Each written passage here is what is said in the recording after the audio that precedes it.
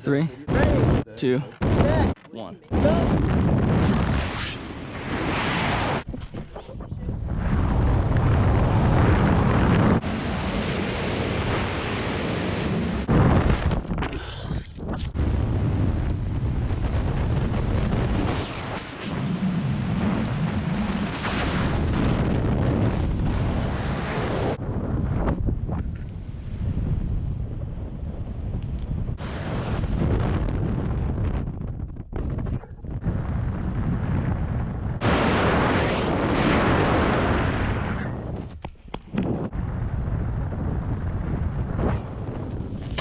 Oh!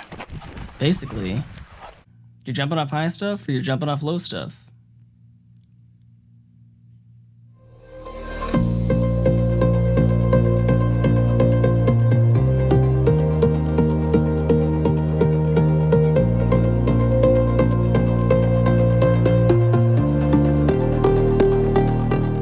What's up, guys? My name is Devin McLaughlin. If this is your first time here, I'm using this channel to document my progression into base jumping. And I'm hoping to touch on a lot of the technical aspects that I pick up along the way and share those that are often overlooked in base jumping that only really get touched on behind the scenes if you are a base jumper or you really inquire somebody who has base jumping experience. I'm hoping by giving an overview of both of these sports, I can capture and kind of clarify both sports and allow people to better understand where misconceptions might come from. You guys gotta understand that the information I'm gonna cover in this video are vast generalizations of both sports, and none of this information should be implemented into the real world. There's many factors to consider, and there's many variables that are always changing in both environments. In a lot of cases, under varying circumstances, a lot of the information I'm giving is going to be incomplete and should never be used to conduct a skydive or a base jump. Failing to do so and trying to implement these is probably going to get you killed. Everything you see in this video is conducted by people with the correct training or under the supervision of professionals. Okay, that's it. It's my talk for the lowest common denominator. I'm going to break this up into two parts. First part is going to be each discipline and how the conditions change within each sport. Second part is going to be the gear itself and how those conditions influence and are reflected within the gear. Before we get into the differences between both sports, I think it's important to run down the similarities between the sports so it's easier for us to understand where they differ. On the surface, both sports follow a sequence of events of order, disorder, and then order again. The order being exiting or jumping from an aircraft or object, allowing gravity to accelerate your body to a certain speed, and then deploying your parachute and flying that safely to the ground. Essentially what base jumpers and skydivers are, aside from all the aerials and other glorified things, is specialists in deceleration, ensuring you can do all these specialized things. At the end of the day, what we're trying to do is allow gravity to accelerate our bodies and then decelerate safely to where we can land on the ground unharmed. The idea of using a canopy is to decelerate your body quick enough to ensure you don't impact the ground, but also slow enough to ensure it's comfortable and it's not harmful to you. And that's the biggest area where both gear systems change. Let's start with skydiving. You're monitoring the winds, making sure that it's not too windy that day. Usually about 15 miles an hour is about the cutoff wind for most skydivers. You get to the drop zone, have all of your gear set up, turn on your AAD, you get your altimeter on, turn your audible altimeter on, check all of your gear to make sure it's all copacetic, find some jumpers, you guys set up a dive flow, figure out your exit order, figure out break off altitude, you get on the airplane, ride it up to altitude, get on jump run, you guys all give a count when it's your turn. When you get out, you do all your free fall maneuvers, break off at your decided altitude, pitch at your decided altitude. It takes about 400 to 800 feet for your canopy to deploy. Usually you're under canopy at about 2,500 to 3,000 feet. You're gonna fly your canopy down to about 1,000 feet. You're gonna start your downwind, then your base leg at about 500-600 feet, then your final approach at about 300 feet.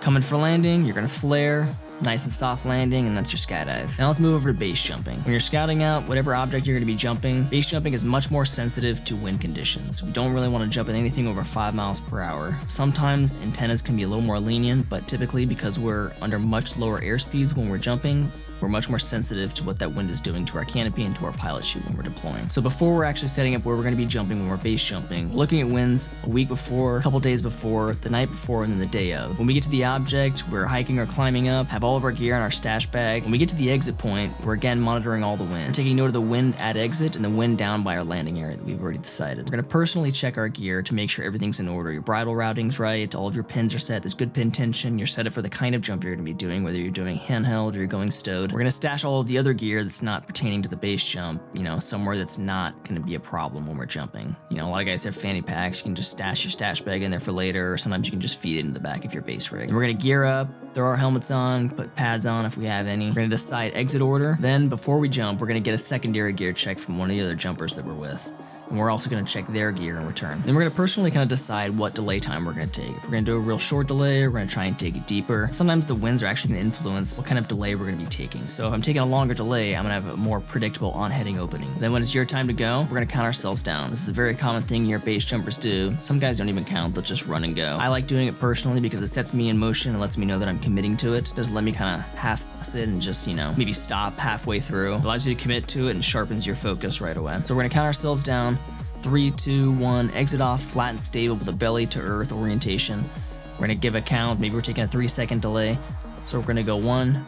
On 2, if we're going stowed, we're going to shift our hand to our pilot chute, hold it, and then on 3, we're going to go ahead and pitch and give it a good, strong throw out into clean air. Then immediately when the canopy deploys, we're going to have our hands ready straight to the risers in the event that we have an off-hitting so we can correct it immediately without any kind of latency in our reaction time. Right after deployment, we're going to find our landing area. We're going to fly straight there. We're going to set up so that we can land into the wind. We don't do any patterns like we do in skydiving. We're going to come in, we might even sink it in if it's a really tight landing area, and then let off so that we can go into full flight.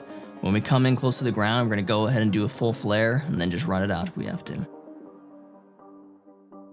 What's really important that we establish here is how lapse time is distinguished between both sports. In skydiving, we measure lapse time by altitude remaining. We wear altimeters, we establish our exit altitude, our breakoff altitude, our deployment altitude, and in the altitude we're flying our canopy. In base jumping, we measure lapse time by seconds of delay. Between 0 and 12 seconds, we're still accelerating towards terminal velocity, so things are changing quite a bit. The difference between base jumping is slider down or slider off jumps and slider up jumps, or jumps where we're using a slider. Skydiving, we're using the same gear throughout the entirety of the jump, whether we're jumping and we're deploying at 13,000 feet or we're deploying at 3,500 feet. Base jumping, we're changing our gear dramatically from 0 to 10 seconds. 4 seconds and under, we're using certain size pilot chutes and we're using no slider. 4 seconds and above, we're starting to use a slider. And between that whole process, we're decreasing the size of our pilot chute to maintain that happy medium of force on our lines, our pins, and then the extraction of our canopy. Now, the thing I want to point out here is how long it takes for your canopy to deploy. Where base canopies and sky canopies look similar is sometimes they'll both have a slider. Skydiving always has a slider. This is actually what slows the deceleration rate. Essentially, it's a little piece of fabric between all 4 of your risers and on your lines, packed all the way up on the canopy on the fabric itself. When you deploy your pilot chute and the canopy is extracted, this slider catches wind first, and it's actually competing against the canopy in opening.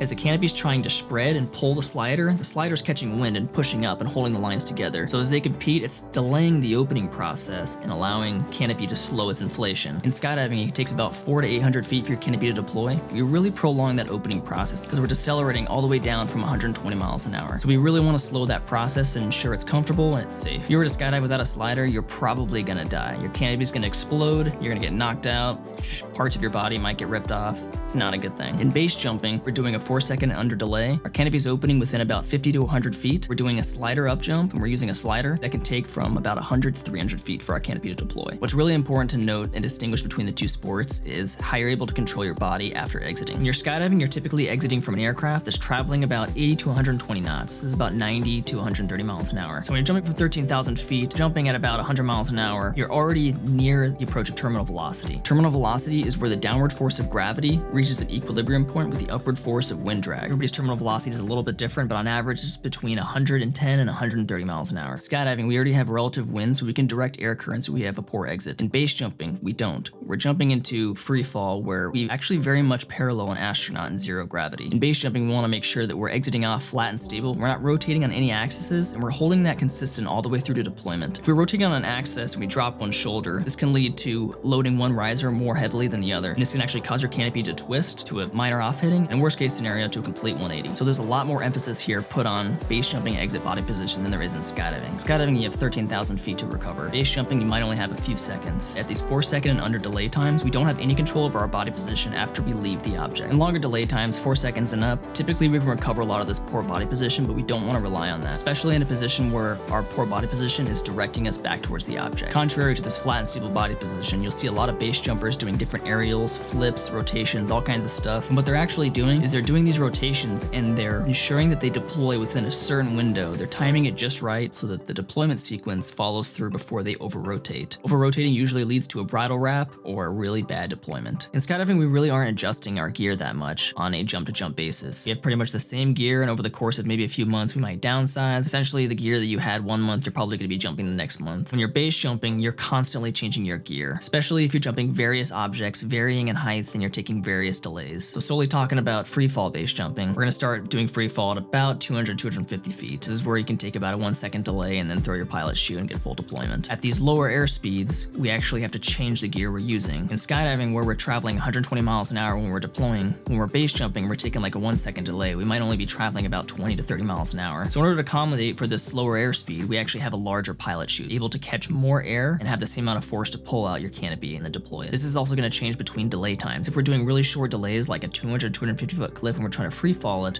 we're probably going to be using between a 42-inch pilot chute and a 50-inch pilot chute. This is going to depend on canopy size and, a few other factors, but essentially lower air speeds, we want to have more drag on our pilot chute to extract our canopy quicker. If we're taking longer delays, we start decreasing the size of our pilot chute. We essentially want to keep the extraction rate and the forces exerted on the lines and the pins about consistent, depending on how long of a delay we're taking. As we start taking longer delays on larger and larger cliffs, 3 seconds, 4 seconds, that's where we're going to want to get down to that 42-inch, 40-inch pilot chute size. It's essentially to accommodate for that higher airspeed we're taking to ensure that we have the extraction pretty consistent. Once we start getting into 4 seconds and above in delays, that's when we start using a slider. This is similar to skydiving, only we're not using the same slider. In skydiving, we actually use a ZP slider, or a zero porosity slider, which is able to catch wind and doesn't actually allow it to vent through. In base jumping, we're using a mesh slider. Sometimes we actually change kind of the knitting of the mesh to either catch more or less air into slow or prolonged deployment. So when we're doing these 4 second and above delay times, we're putting a slider on, we're also decreasing our pilot chute size. So we're going to start dropping down to a 38-inch pilot chute, 36-inch pilot chute, sometimes a 32-inch pilot chute. This is also where base jumping starts approaching very similar conditions as skydiving. In skydiving, we still have about 400 to 800 feet for our canopy deploy, and we're playing with a lot of altitude. In base jumping, even though we're taking longer delays and it starts appearing similar to skydiving, we still are very close to the ground, so we want our canopy to deploy much more rapidly than in the skydiving environment. Our base jumping canopy is actually going to be quite a bit bigger than our skydiving canopy. The reason for this is because we want to be traveling much more slowly after we deploy. In the event you have an off-heading, or if we're landing in very technical areas, we want our canopy to fly slowly. And by doing that, we decrease our wing loading. In the skydiving world, I jump a 150 square foot parachute. In the base jumping world, I jump a 210 square foot parachute. It's also important to mention that in skydiving, we use 9-cell canopies, whereas in base jumping, we use 7-cell low aspect ratio canopies. These 7-cell canopies have a control range that is much longer and a stall speed that is much slower than the 9-cell skydiving canopies. Base canopies also have vents on the underskin of the canopy. This allows the canopy to stay inflated in the event the nose impacts an object. Base canopies are also much more forgiving when flying backwards, which is a vital skill to have when you're trying to avoid an object and make heading corrections. The other thing that's quite a bit different between both sports is the landing area. Skydiving, you have big wide open fields, you can land pretty much with your eyes closed. If grass lawn, there's not really any hazards or objects either that you're going to run into. Base jumping, it's very different. Almost all the landing areas are complete crap. There's boulders, there's rocks, you're landing side hill, downhill, you're landing downwind, there's all kinds of things you're trying to dodge and avoid, which is, one of the reasons why people wear helmets and they wear knee pads and other kinds of pads. And we want to make sure that we are very technical and precise where we're landing. So we often control descent rate, we sink it in, or we control exactly where we're going to land well before we're in the position where we have to make very quick calls. And this is something a lot of base jumpers are still working on.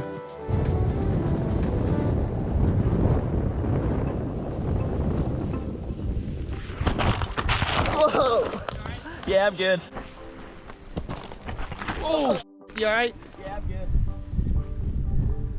Yeah, dude, the downwind on that one sucks. Alright, let's get a closer look at the gear.